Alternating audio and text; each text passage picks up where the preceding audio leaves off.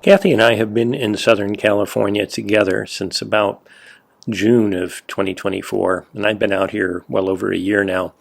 So we had a number of interesting trips that we wanted to complete, knowing that sooner or later my work assignments would pull me back to the Midwest or the Eastern United States. In this particular occasion, we drove from Ontario, California, where we're currently living in a rental house, and we drove up to Death Valley. Now, if you notice on the map, Death Valley is in the Mojave Desert, essentially not far north of the Mojave National Preserve, where we recently completed a 3-day crossing of the Mojave Road. So I wasn't entirely certain that I wanted to do one more trip in the desert. Now, if you follow my dancing cursor, you'll see that we just take Interstate 15 out of the Inland Empire up through Cajon Pass there, and then we head essentially toward Vegas. But in this case, whereas the Mojave Road, you start looking for your turnoff around Barstow, this time we continued north and east toward Las Vegas, and we get to the town of Baker. And that's where you kind of cut north toward Death Valley. Initially, we were on the asphalt, but I had done a lot of research on Gaia GPS, and here I wanted to go off-road, so we got onto, it's basically a National Park Service road, D224 if memory serves. And relatively soon after pulling off there, we aired down and traveled down that dirt road. I thought it would be unremarkable. It was fun, beautiful, interesting, and then all of a sudden it got a little bit exciting. Not wanting to push our luck on the first day in Death Valley, shortly after that we completed a little trek up a stretch of asphalt and got to Furnace Creek, where we stayed at an RV park. On our second day, we stuck mostly to asphalt in the morning, went south and then cut back north, saw some very beautiful places where we actually spotted a campsite that we ended up doing the second night. Then we drove into Beatty, got gas, checked for some supplies and this and that. Then because the Titus Canyon road is closed, we kind of went back the way we came and camped by that beautiful campsite we had seen earlier. Now, after waking up in that beautiful campsite in day 2, day 3 is where things got a little exciting. During day 2, we thought we caught a little whiff of coolant. I just assumed it was someone else's car. Well, we ended up finally mostly on asphalt up by, I think it's pronounced UB Crater. By the sheer grace of God, I struck up conversation with some guys who just gotten there on adventure motorcycles. I realized my plans to go north and up over the mountains west and then come down either in the Owens Valley or, somewhere around 395. Well, it was a really bad idea because those are some pretty technical trails, as these guys explained to me. And again, with the snow melt, they said there were some fairly deep water crossings up there. So fortunately, Kathy and I, we just looked at each other. No way. We went back south on the asphalt. We took a different route home, so we saw more beautiful stuff, but it was all asphalt, which is good because I drove down through the Panamint Valley, finally stopped for gas, popped my hood, and yeah, my radiator was the one that had the leak. So two things that don't go together are Death Valley and radiator leak. Fortunately, we made it all the way home without any problems. The leak wasn't that severe. And then the next morning, I drove my truck in, paid to the nose for some last-minute service, and got a new radiator and various supporting pieces of equipment installed.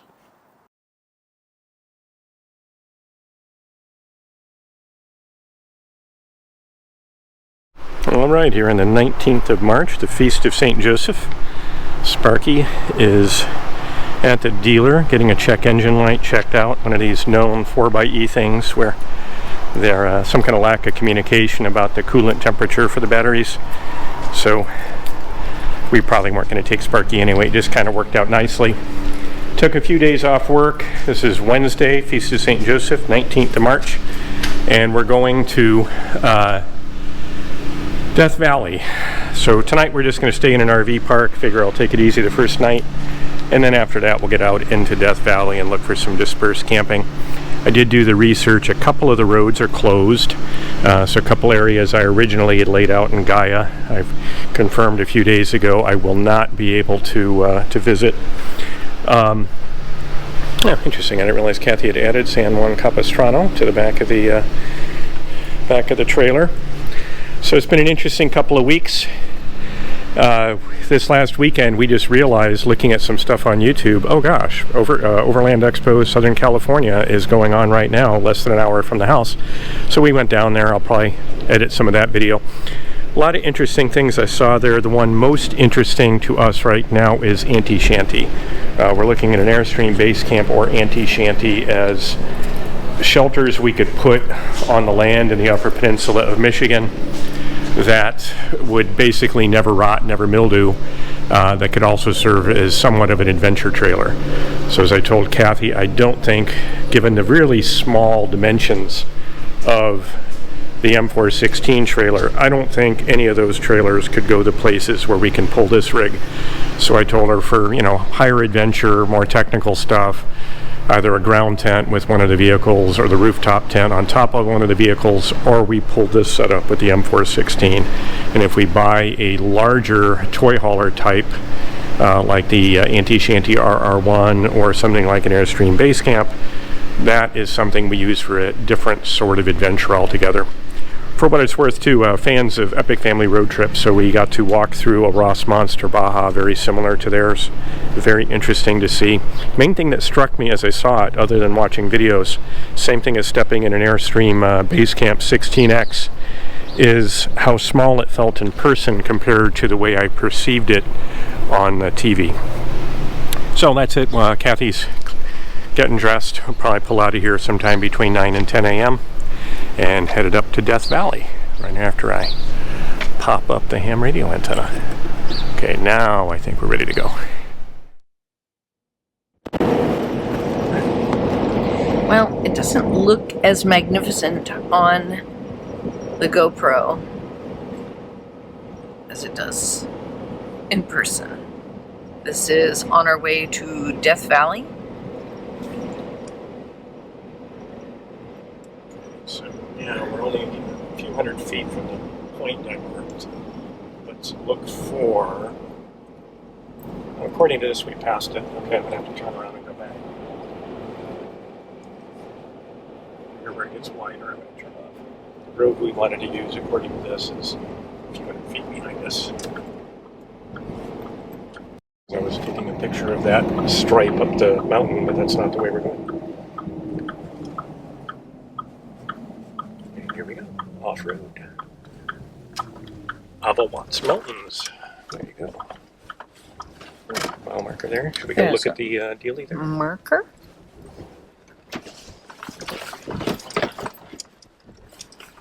Harry Wade exit route.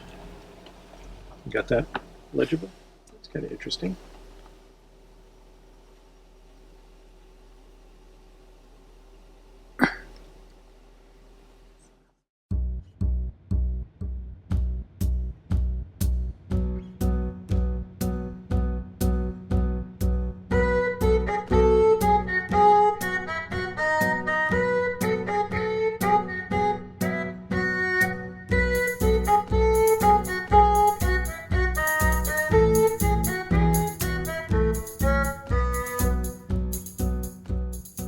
Okay, so I'm glad Kathy reminded me I wanted to do a little GoPro. So this is where we first turn off. I think this is Wade Road. There's a little historical marker right there where we come off. I think it's highway, I think it's 127. It's the main highway up north through Death Valley.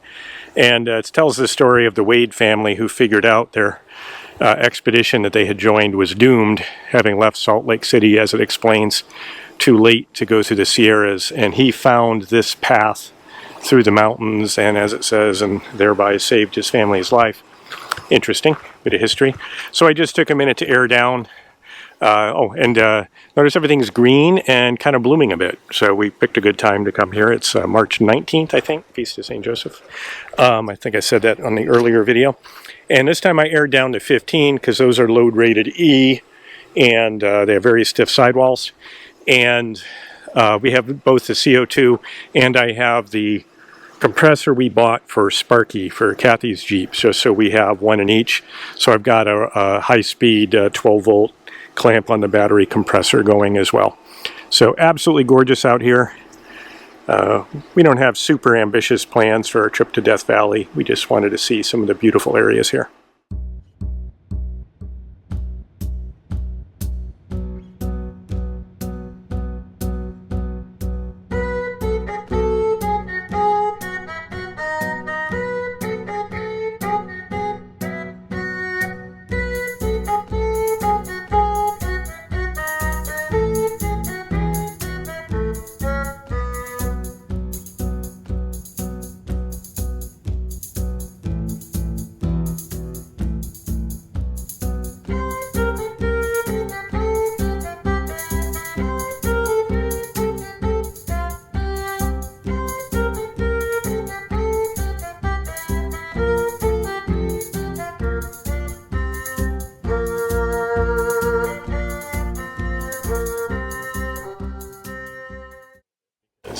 realize we're not going to sink. That was pretty exciting. Yes, the dunes got tall and sharp fast. And I realize now I don't have to go fast. We're not sinking. But I do have the front locker locked just in case.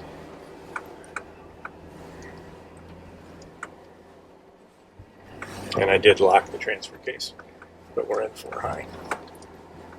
Wow. Exciting.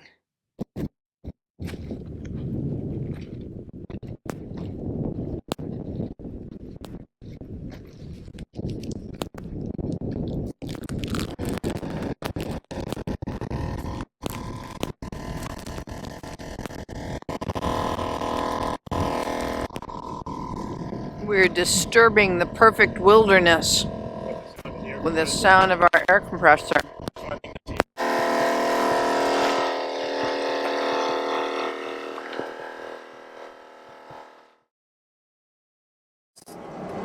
What was the other thing? You're saying chalk, like calcium carbonate.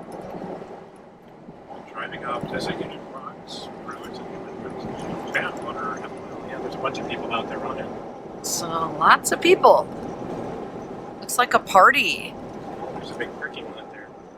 Well, this is the point of interest that was flagged. And so a lot of people come here.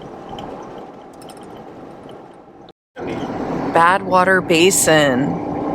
Badwater Basin. I would guess that's some pretty bad water.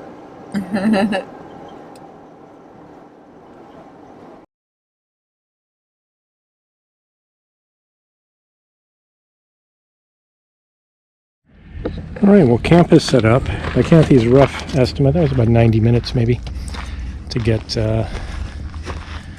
essentially set up. I didn't connect everything because we're pulling out in the morning. We just figured we'd cheat, sort of kind of overlanding when you stay in an RV park for the first night, but I've never been to Death Valley before, so I was a little braver when we did the Mojave Road. I just marked some campsites and they worked out great. This time I figured, let's just go to an RV park for the first night, get settled in, see how we're feeling, and then decide where to go. So there's a big visitor center there. This is Furnace Creek, and this is the ranch at Death Valley, otherwise known as the Oasis at Death Valley. It is kind of a cool place. They have cabins and a hotel and RV spaces. And there's a bunch of, here at Furnace Creek, there's a bunch of public land, National Park Service, and other campgrounds. They were all full. Kathy thinks it's California spring break here on March 19th. Might well be. Not sure if it would normally be this crowded, but this is peak time of year. So today we pretty much decided that we're going to go ahead and put a down payment on an anti-shanty RR1. And I have to admit, as I set up our camp, mostly what I thought about was, hey, this would be really easy if we had a different style of adventure trailer. On the other hand, on the way here, D224 is the road we took from south to north. It's one a lot of overlanders have identified as a good ride up. And the wind had blown some significant sand dunes. So first we didn't care, then we got into some big ones. So I didn't want to slow down too much because I was afraid I'd bury in the sand, which turned out to be not the right move. Fortunately, we didn't break anything. But then I just looked back and saw this little thing, scooting along behind us, just like when I've gone over so many insane obstacles with that trailer, with the Luna hitch and pintle. And honestly, then I was like, hey, I'm really glad I have this little trailer. So we probably will buy an Andy Shanty Rigid Roof 1 trailer. It's going to cost an arm and a leg, but it's mostly going to be our cabin, our all aluminum cabin that won't rot up in the UP. We'll occasionally take it on adventures. This is an example where I probably would have thought it would be the trailer for the adventure, because I wouldn't have known there were huge dunes, look like snowdrifts, but they're sand, pushed across D224 on the drive up. Anyway, we'll see what there is to do tomorrow. Tomorrow night, if we're like 4 hours from where we're living in Southern California, so maybe 5 hours. So we'll probably do some exploring tomorrow, and if we decide to camp, we'll camp. If we decide we've had enough of it, we'll go back. And this is Wednesday. I took Thursday and Friday off work, so my guess is we'll probably stay here until Friday night or Saturday morning, but we'll see what we decide.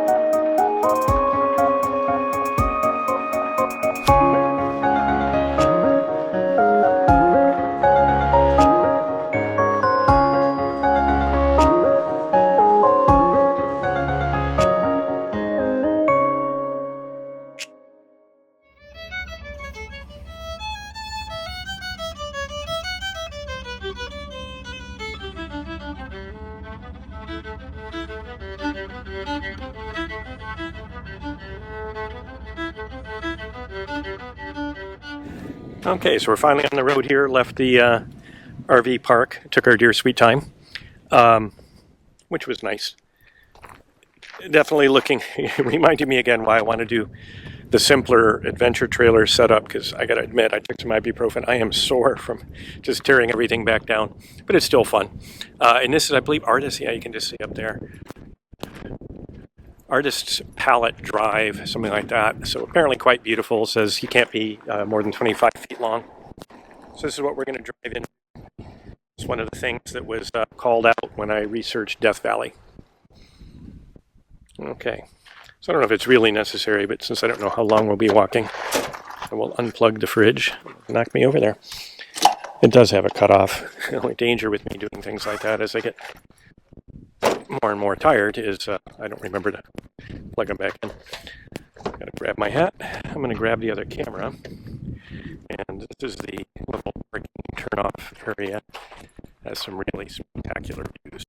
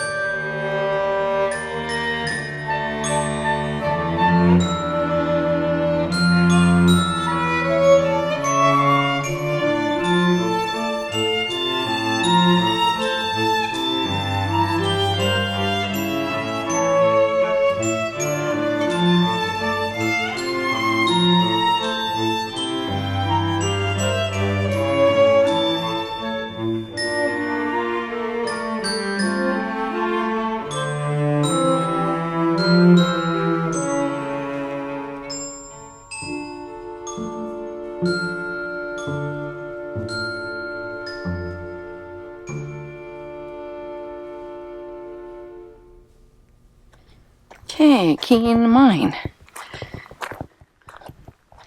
Some cool stuff we're gonna see here.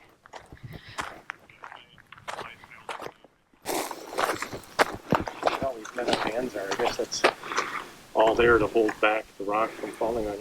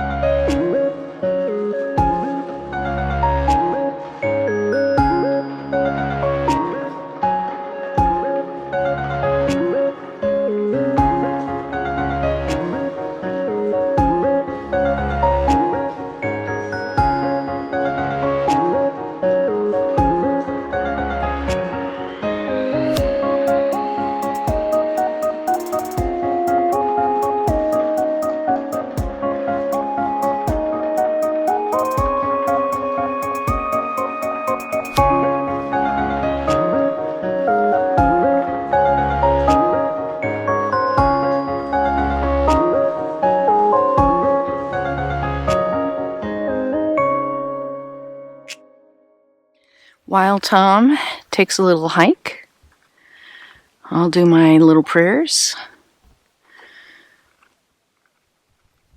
And this will be my vista.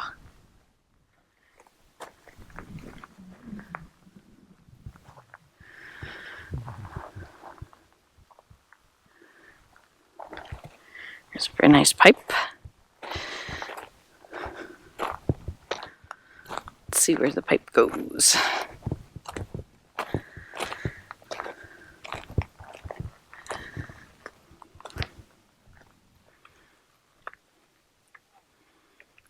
Goes all the way to that tank if it were still in operation, where those people are.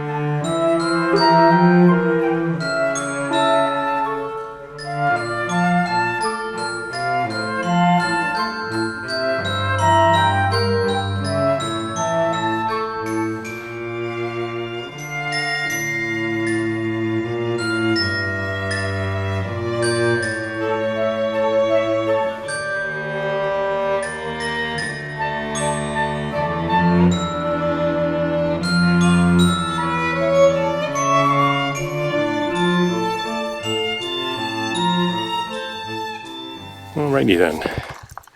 Do a little GoPro. This is a trailhead for, what is it, Monarch Mine, something like that? Monarch Valley Mine.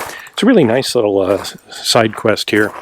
Definitely, you know, a Jeep trail-ish. You don't, I think a Subaru would have no problem. I think an all-wheel drive would definitely zip down this. We did get surprised by one kind of deep hole at the bottom of a rut, but that's about it. Kathy's just going to put her shoe on. But some of the geology out here is just amazing. Like Kathy's gonna, she's our videographer, she promises me she'll record on the way out, but there's like this amazing turquoise rock. And there was this amazing like folded stone that looked like the rings of a tree. It was so convoluted. So like again, I'm not a geologist, but you just have to marvel at this stuff. Like hiking around Arches, fiery furnace in Arches, not the one here. I guess it's Furnace Creek here. You know, Bryce Canyon is kind of unique with its hoodoos, but I've got to say, this is Death Valley. These kind of formations are just amazing. Like, look at that fold. Like, I would love to know the story of what was going on right there geologically. Like right there is just an amazing story, all in the span of, you know, is it about a meter of rock. So definitely highly recommend these spots on a trip to Death Valley. Again, you don't need any kind of hardcore equipment to get in here. This is a perfect time of year to do it. It's March 20th, I think, today. It's like 65, 67 degrees here. We're at about 3,000 feet, so the truck did have to climb for a while to get back up. Because I don't know exactly what the elevation is here, because we came back down into this valley. And we are right on the other side of the mountain from the Keene Wonder Mine, which I think is kind of cool.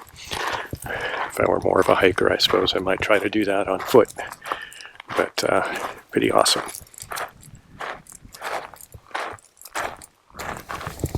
So when Kathy's just putting on her hiking boot, this is labeled as a trailhead. I'm just curious if there'll be like a Forest Service sign.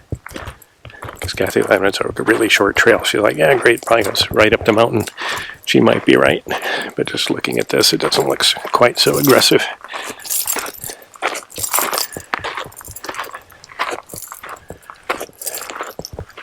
Yeah, I think this is the trail. It's not bad.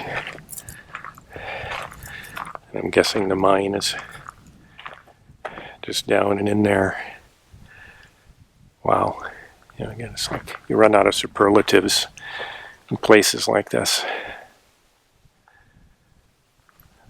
So I got some pictures of Kathy taking out one of her prayer books at the last spot and had a good talk about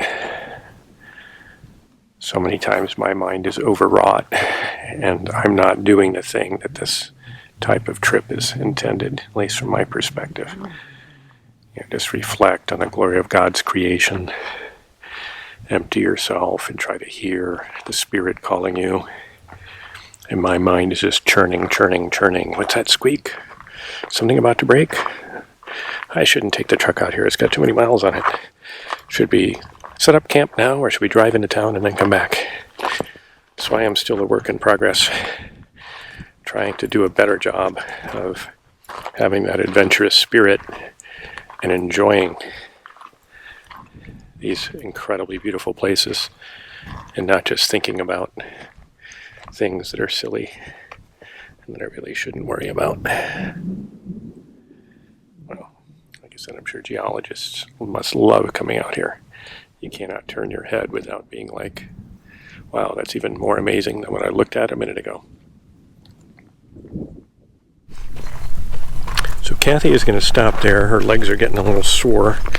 It's like you have to remind each other this is fun. It's not a quest. So we don't do a lot of elevation change in our walks and hikes, which is ironic because Kathy's from an area in Fredericksburg, Virginia, where, yeah, there's a lot of elevation change. So I remember Quantico. I trained in Houston and then did stuff in Quantico. And I was like, yeah, really kicked my tail. That I thought I was in great shape until I had to go up and down. I'll call them hills, but in Quantico with their fingers and draws, basically ravines. Okay, so as Kathy pointed out, I will have to go back, which is going to be all uphill, but it's not too bad here. Maybe I'm supposed to go, I guess I'll walk around this corner, see if there's anything there. It's also in a national park, so I can't fly the drone, so at least I think I'm still in the national park.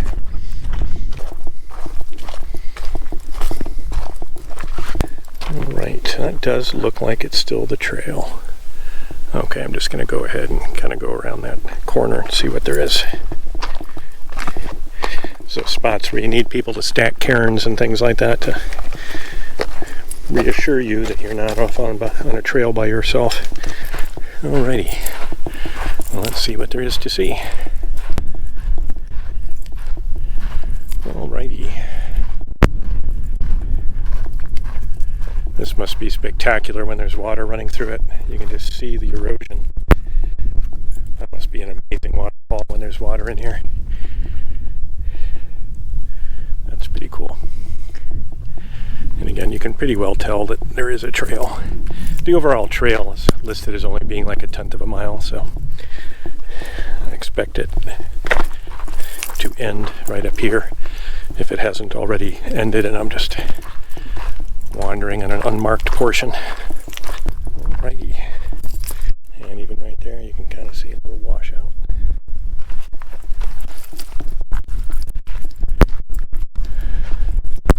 Figure I'll come around a corner and there'll be a microbrewery and a jazz club. Or maybe not.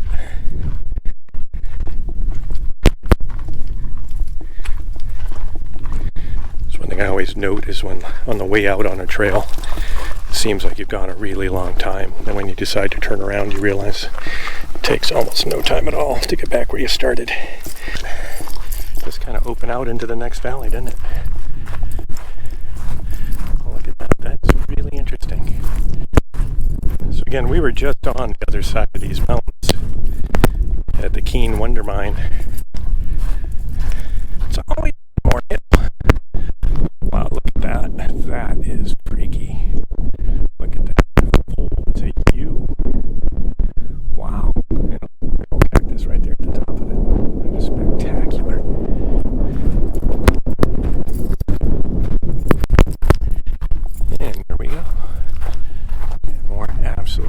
amazing geology.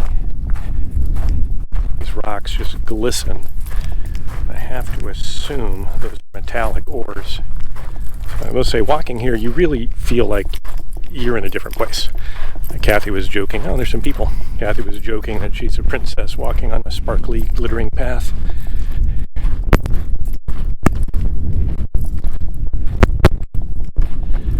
Not sure where the wash takes you, where they're coming from. I don't know if it pops out the other side, but wow.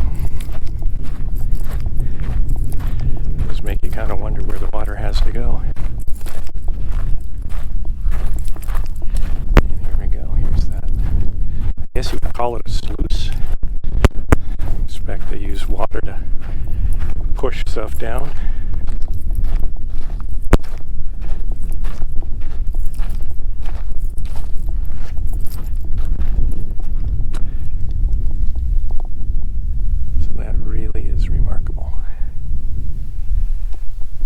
Okay.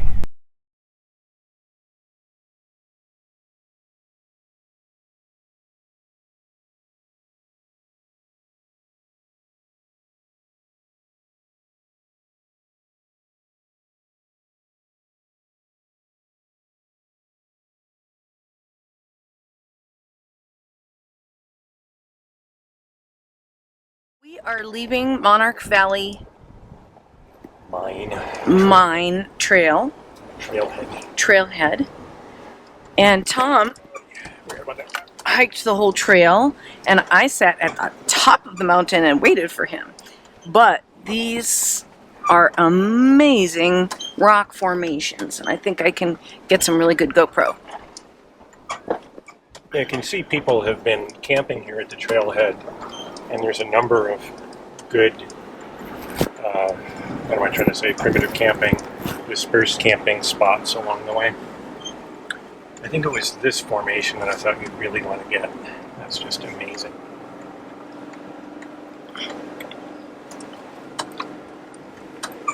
As much as this one as in that one. And look at the orange band right in the middle of it. But I mean, it's one of 1,000 things that just struck me as amazing.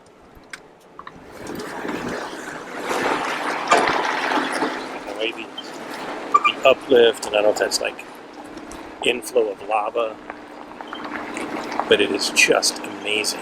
And I've seen a couple of cactuses. Yeah.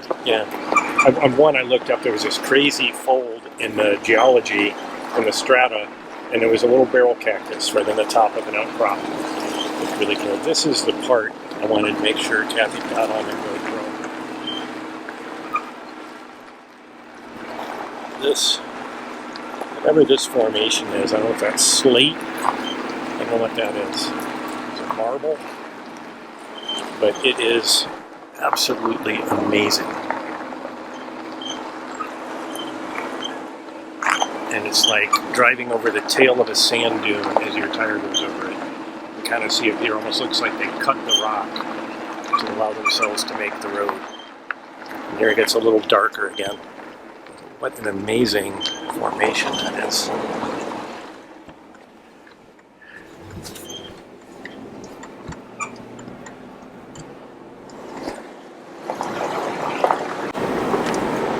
How about gravity? Yeah, could be. I think this is the one, yeah. Let me just grab the GoPro real fast. The way, I don't know if that was like just mud or what that is, but if you look closely, it's almost like curled. Like the strata are so curved. I don't even know what to make of that. The whole hillside is just full of these amazing things. Maybe right there will be remarkable as well, right at the end of it. There, to me, looked almost like petrified wood, thinking it's just like poorly consolidated sediment or something, but I don't know. And there are right there, that almost looked like petrified wood right there. Yeah, there are little caves, tiny caves. Yeah. And you think, oh, I wonder if there are creatures in there.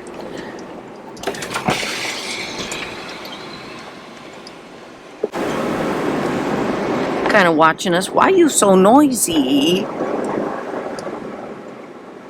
So that seam is always coming back. You realize how short a drive that was. Right up here is the joint where we get back on that main forest road that we were on.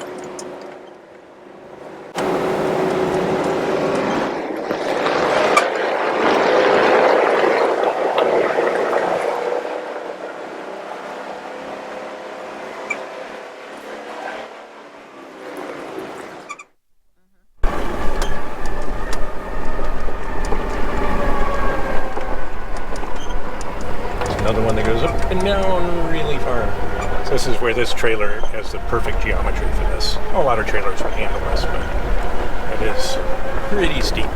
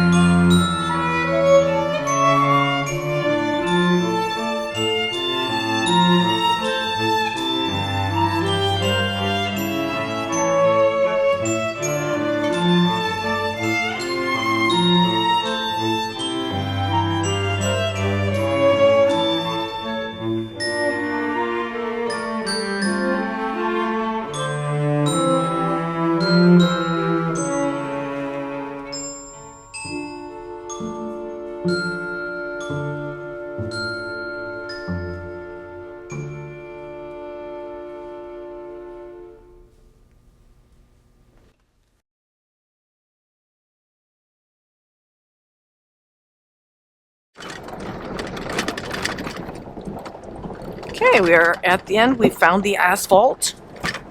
I found it. I found it. So we can go this way.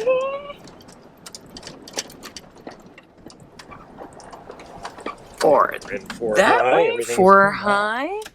and I'm in drive. Okay. Wow. This is like perfect asphalt as well. What a strange feeling. Or we could go this way.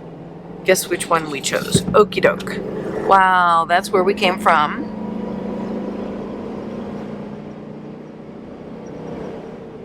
In Nevada. Nevada. All right. So we came back. This is the usual overlanding thing. We drove by 2 beautiful campsites, and that one was the better of the 2 when we drove up and we could see the camper van from the distance. That's just like a huge spot. But we had seen this one just before it, so we knew to pull up and stop here. And honestly, it's pretty phenomenal. So this is where we had driven earlier before I took that little hike down the Monarch Valley mine by its trailhead. That's essentially where this road right here leads. So we are right off the road, but as you can see, it doesn't get a ton of traffic. So pulled in here with plenty of time to set up in daylight, which is nice. And it's beautiful. We're hoping we don't catch a ton of wind. And then tomorrow morning, who cares? So we can stay up late tonight messing around with photography and stuff, and Should have an easy day tomorrow. One thing I realized, I think the DC to DC converter that I keep in my little battery case, I think is not connected correctly, or it's come loose or something, because we drive plugged into the trailer, plugged into the truck, and that should charge the battery all day. We get here and it seems like it has less charge than when we tore down camp. So either the battery is going bad or that DC to DC charger circuit is not working. Fortunately, like always with our gear, not only does everything typically have to be multi-purpose, but we have belts and suspenders. So we carry the generic Jackery there, and that's got enough juice to take care of the fridge, and we can charge that off the truck tomorrow as well. So no worries, just a little bit of annoyance. And what a fantastic and beautiful campsite. So what do you think, Kath? Awesome.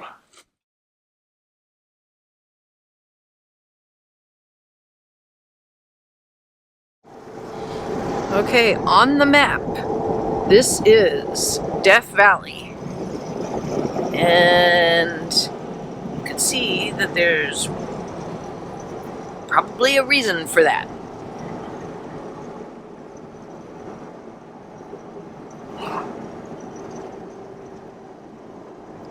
Some of the roads are washed out and closed. What was it called again? Scotty's? I don't remember that, but it's Titus Canyon Road, basically. It's the one that we originally had planned to do, and you can't because of flood damage. Okay, officially Death Valley, the Death Valley.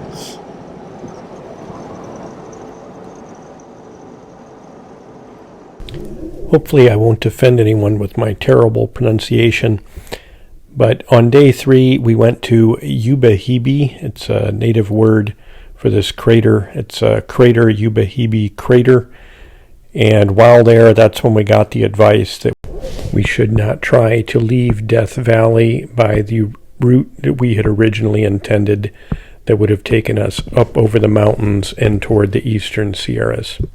Now at this point we still didn't know that we had a leak in our radiator. We figured that out on the way home. But fortunately the way home was uneventful and beautiful. Even after we noticed the radiator was leaking, I just had to use some washer fluid and make sure that the truck didn't overheat. Fortunately it had enough coolant in it. The leak was sufficiently slow that we made it home without problems.